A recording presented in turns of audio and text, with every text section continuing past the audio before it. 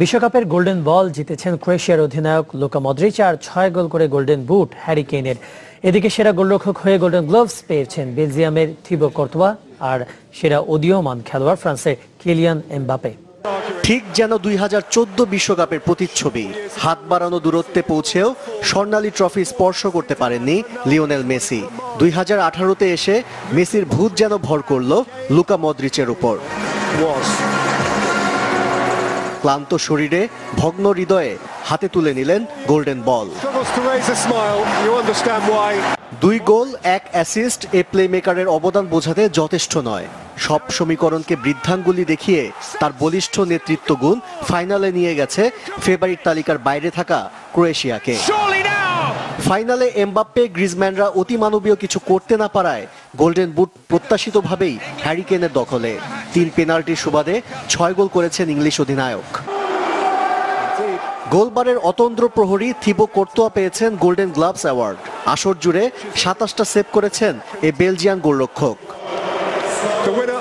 আর সেরা উদীয়মান ফুটবলার তরুণ তুর্কি কিলিয়ান এমবাপ্পে। ফাইনালে 1 গোল সহ টুর্নামেন্টে 4 গোল এই পিএসজি ফরওয়ার্ডের। শুধু তাই নয়, পেলের পর দ্বিতীয় ফুটবলার হিসেবে 19 বছর বয়সে নকআউট পর্বে জোড়া গোলের দেখা পেয়েছেন এ ফরাসি। শুধু দেশ নয়, ব্যক্তিগত সাফল্যেও অনিশ্চয়তার নতুনত্বের ছাপ রেখেছে রাশিয়া বিশ্বকাপ।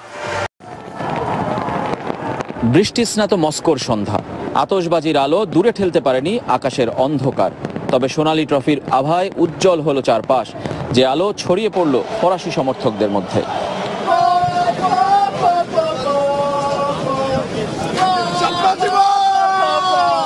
Mbappé, Pogba, Griezmann, the best players in the world.